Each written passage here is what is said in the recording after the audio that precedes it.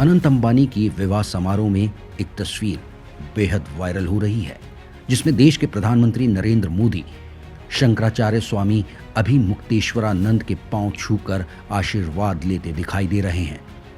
वो उनके पांव छूकर आशीर्वाद इसलिए ले रहे हैं क्योंकि शंकराचार्य हिंदू धर्म में सर्वोच्च धर्म गुरु का पद है, जो कि बौद्ध पंथ में दलाई लामा, ईसाई रिलीजन में पोप की तरह मानव निर्मित नहीं बल्कि स्वयं ईश्वर अवतार द्वारा स्थापित है। इस पद की परंपरा आदि गुरु शंकराचार्य ने आरंभ की थी और अब उत्तराखंड के भाजपा के ही बद्री केदार मंदिर समिति के अध्यक्ष अजेंद्र अजय का ये बयान सुनिए। देखिए, एक संत के रूप में स्वामी अभिमुक्तेश्वरानंद जी का मैं बेहद सम्मान करता हूँ और वो शंकराचार्य हैं अथवा नहीं है इस बहस में मैं भी नहीं पढ़ना चाहूँगा, किंतु इतना मैं बताना चाहूँगा कि संत होने के बावजूद स्वामी अभिमुक्तेश्वरानंद जी जितनी प्रेस कॉन्फ्रेंस करते हैं, रिकॉर्ड संख्या में प्रेस कॉन्फ्रेंस अगर आप देखेंगे, इतना तो कोई राजनेता भी प्रेस कॉन्फ्रेंस नहीं करता है, और उसमें विवाद पैदा करना, कुछ न कुछ सनसनी फैला करके चर्चाओं में रहना उनका इतिहास रहा है। बद्री केदार मंदिर समिति के अध्यक्ष अजेंद्र अजय भाजपा से जुड़े हैं। वो सीधे स्वामी अभिमुक्तेश्वरानंद के शंकराचार्य पद को संदिग्ध बना रहे हैं, लेकिन वो यहीं नहीं रुकते। शंकराचार्य का आचरण कैसा होना चाहिए, ये नसीहत भी वो स्वामी अभिमुक्तेश्वरानंद को दे रहे हैं। उन पर आरोप लगा रहे हैं कि वो किसी राजनेता की तरह व्यवहार कर रहे हैं। वो आगे बढ़कर ये भी कह देते हैं कि वो कांग्रेस के एजेंडे को आगे बढ़ा रहे हैं। अभी उनका एक बयान आया है कि केदारनाथ में सोना चोरी को लेकर के मैं स्वामी अभिमुक्तेश्वरानंद जी से अनुरोध करूंगा कि अगर उनके पास कोई तथ्य हैं तो तथ्य सामने लाएं और वो किसी सक्षम अथॉरिटी के पास जाएं, जांच करने के लिए अनुरोध करें, हाईकोर्ट में जाएं, सुप्रीम कोर्ट में जाएं, जनहित याचिका लगाएं, जांच की मांग करें अगर उनके पास में कोई तथ्य हैं। केवल सनसनी पैदा करने के लिए, विरोध करने के लिए और कांग्रेस के एजेंडे को आगे बढ़ाने के लिए स्वामी अभिमुक्तेश्वरानंद जी को ऐसा बयान नहीं देना चाहिए। एक तरफ प्रधानमंत्री जिस संत के पांव छू रहे हैं, वही उन्हीं की पार्टी के दूसरे नेता उसी संत को कह रहे हैं कि उन्होंने संत का आवरण पहना है और वो खुद को बड़ा संत कहते हैं। अपने राजनीतिक स्वार्थों के कारण से धाम की जो पवित्रता है, पावनता है, धाम की जो मर्यादा है, धाम की गरिमा है, उसको भी ठेस पहुंचाने का निंदनीय कार्य कर रहे हैं। और मैं स्वामी अभिमुक्तेश्वरानंद जी से कहूँगा, उनसे अनुरोध करूँगा कि आप संत के रूप में आपने आवरण संत का पहना हुआ है, तो संत को तो समाज के प्रति और समाज को सद्भावना देने, समाज को अच्छा संदेश देने का उनका प्रयास होना चाहिए। धार्मिक स्थलों की उनको मर्यादा का पालन करना चाहिए, उनकी गरिमा को बढ़ाने का प्रयास करना चाहिए। और उनके पास कोई तथ्य हैं, उनके पास कोई साक्ष्य हैं तो सक्षम स्तर पर जाएं, क्योंकि वो सक्षम है, बड़े स्तर के अपने को संत घोषित करते हैं।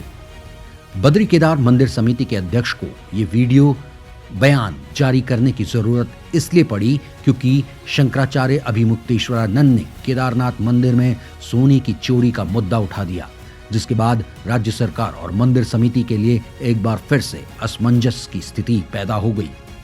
इस मामले की शुरुआत शंकराचार्य के उस बयान से होती है जहां उन्होंने केदारनाथ में 230 किलो सोने के गायब होने पर सवाल उठाए। शंकराचार्य ने हाल ही में एक बयान दिया जिसमें उन्होंने आरोप लगाया कि केदारनाथ धाम से 230 किलो सोना पीतल में बदल गया और इसकी जांच तक नहीं हुई। इस पूरे मामले की शुरुआत साल 2022 से होती है, जहां मुंबई के एक दानदाता बद्री केदार मंदिर समिति से संपर्क करते हैं और केदारनाथ मंदिर के गर्भगृह की दीवारों पर सोने की प्लेट्स लगाने का अनुरोध करते हैं। कपाट बंद होने से ठीक 3 दिन पहले इस काम को पूरा कर लिया जाता है और शीतकाल के लिए धाम के कपाट बंद हो जाते हैं। 2023 के जून महीने में जब धाम के कपाट खुल चुके होते हैं, चार धाम महापंचायत के उपाध्यक्ष और केदारनाथ के पुरोहित संतोष त्रिवेदी एक वीडियो जारी करते हैं और 1.5 अरब सोने के घोटाले के आरोप लगाते हैं। इसके 2 दिन बाद एक और वीडियो वायरल होता है जिसमें कुछ मजदूर गर्भगृह में काम करते हुए दिखाई देते हैं जो सोने की पॉलिश लेकर आए थे। इसके बाद इस मामले ने तूल पकड़ा और बद्री केदार मंदिर समिति की तरफ से ये बयान आता है कि सोने की मात्रा महज 23 किलो थी, ना कि 230 किलो। अपने 5 मिनट के वीडियो में अजेंद्र अजय स्वामी अभिमुक्तेश्वरानंद से साक्ष्य पेश करने कोर्ट में जाने की बात कर रहे हैं, लेकिन वो भूल रहे हैं कि राज्य में सरकार उनकी है। मंदिर समिति के अध्यक्ष के नाते साक्ष्य उन्हें पेश करने थे। इस पूरे मामले के 2023 में तूल पकड़ने के बाद धर्मस्व मंत्री सतपाल महाराज ने एक जांच कमेटी से जांच कराने की बात कही थी। ये जांच गढ़वाल आयुक्त द्वारा की जानी थी। शंकराचार्य स्वामी अभिमुक्तेश्वरानंद ने भी अपने बयान में इसका जिक्र किया, लेकिन अपने जवाब में अजेंद्र अजय ने इस जांच का जिक्र तक नहीं किया। वो अपने इस वीडियो में ये बता सकते थे कि ये जांच कहां तक पहुंची, जांच हो भी रही है या नहीं। उन्हें अपने इस वीडियो में इस बात का जवाब देना चाहिए। जब पत्रकार 23 किलो सोने को 230 किलो सोना लिख रहे थे, तो वो खुद कई चैनलों में कैमरों के आगे सोना दान की जानकारी दे रहे थे। तब उन्होंने ये स्थिति स्पष्ट क्यों नहीं की कि मंदिर में महज 23 किलोग्राम सोना ही दान में मिला है। लगभग 1 साल बाद जब इस मामले ने तूल पकड़ा, तब वो प्रेस नोट निकालकर सफाई देने पहुंचे। इस वीडियो में अजेंद्र अजय ये कह रहे हैं कि मंदिर की दीवारों पर सोना चढ़ाने का काम दानदाता द्वारा किया गया। मंदिर समिति और सरकार इसमें कहीं भी शामिल नहीं है। लेकिन सितंबर 2022 में हिंदू अखबार को उन्होंने बताया कि एक फर्म को कार्य दिया गया है जिसने काशी विश्वनाथ और दक्षिण भारत के कई मंदिरों के गर्भगृह को सोने की परत से ढका है। केदारनाथ मंदिर के गर्भगृह में रखी रजत की परत को सोने की परत से बदलने का काम उस फर्म को सौंपा गया है। अब आखिरी और एक महत्वपूर्ण सवाल, अजेंद्र अजय ने अपने इस वीडियो में शंकराचार्य को प्रमाण प्रस्तुत करने की बात कही है, लेकिन उन्होंने खुद इस वीडियो में ये प्रमाण प्रस्तुत नहीं किया कि 23 किलो सोना दान में मिला है। इसका कोई लिखित प्रमाण उनको दिखाना चाहिए था। हो सकता है 23 किलो से भी कम या उससे कुछ ज्यादा सोना दान में मिला हो। कुल मिलाकर इस मामले में हर बार फजीहत सरकार की हो रही है।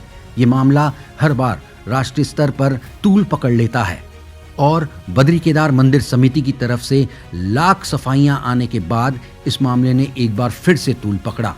तो ऐसे में सरकार को चाहिए कि वो इस मामले में हस्तक्षेप करे और एक जांच बैठाए, ताकि केदारनाथ में सोना चोरी होने का मामला बिल्कुल साफ हो जाए और किसी तरह की कोई भ्रम की स्थिति दोबारा ना बने, जिससे केदारनाथ धाम की बदनामी ना हो।